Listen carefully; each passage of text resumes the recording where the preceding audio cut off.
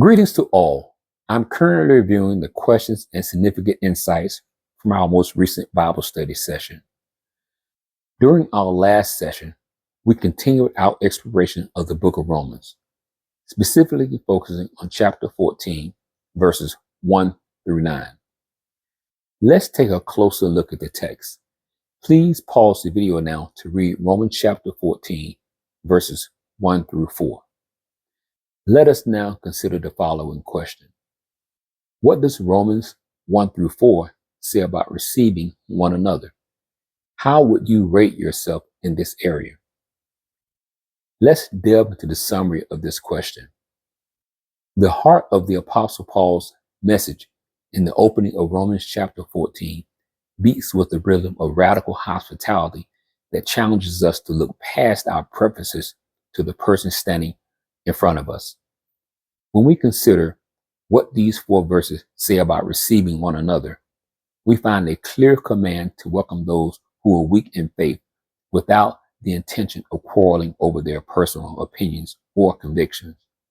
This reception is not a mere polite nod from across the sanctuary, but a deep foundational acceptance that mirrors how Christ has already welcomed us into his fold. The passage reminds us that whether a person chooses to eat only vegetables or feels the freedom to enjoy everything, their dietary choices do not determine their standing before God.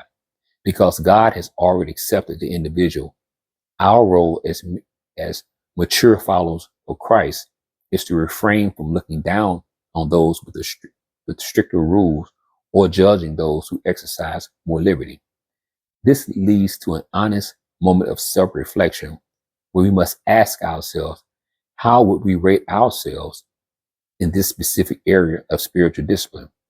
While striving to be a pillar of support, we often find that our internal quote rating, unquote, fluctuates based on how much the other person's conviction disrupt our own comfort or sense of rightness.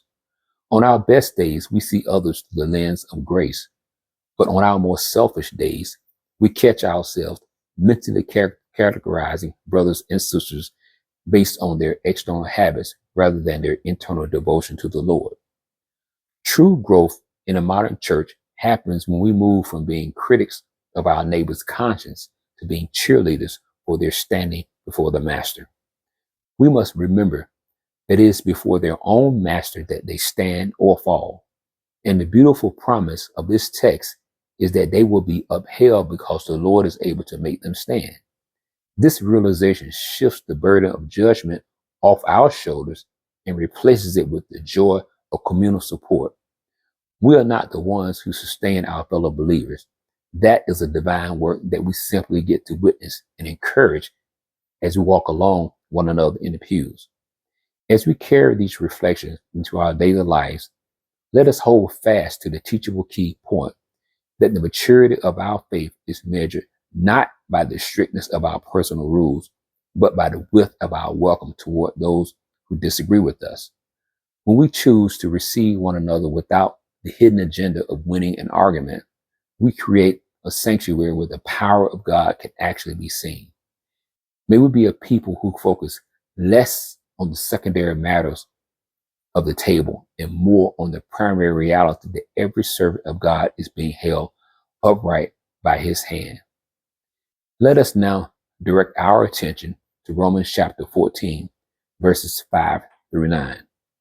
Please pause the video now. Once you have completed reading Romans chapter 14, verses 5 through 9, kindly press the play button to resume.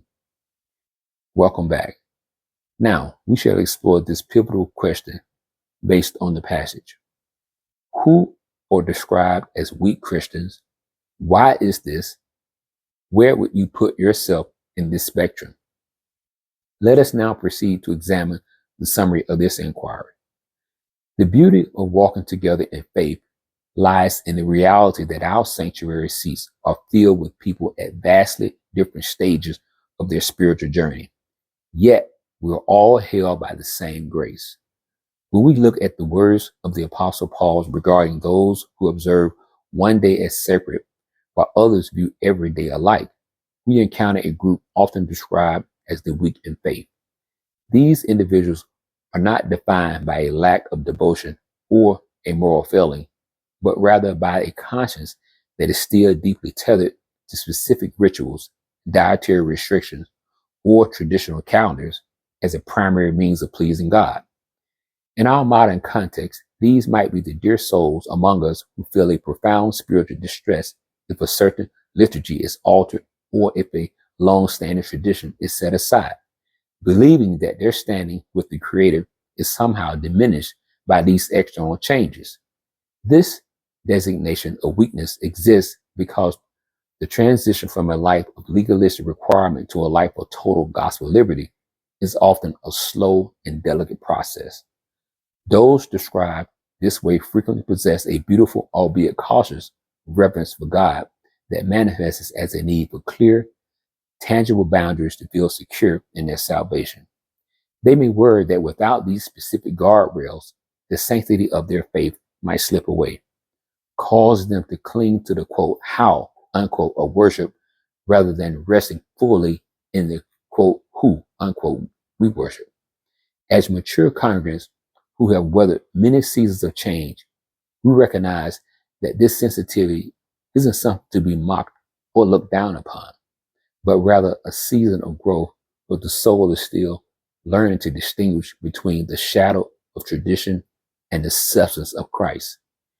Reflecting on where we stand within this spectrum requires a posture of deep humility and the realization that most of us are constantly moving back and forth depending on the circumstances we face.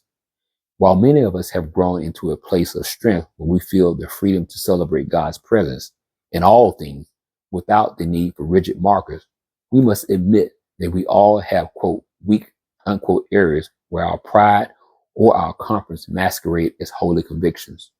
To be truly mature is to realize that being the, quote, strong, unquote, brother or sister isn't about having the right to do whatever we want, but about having the capacity to limit our own freedom out of love for those who are still finding their footing.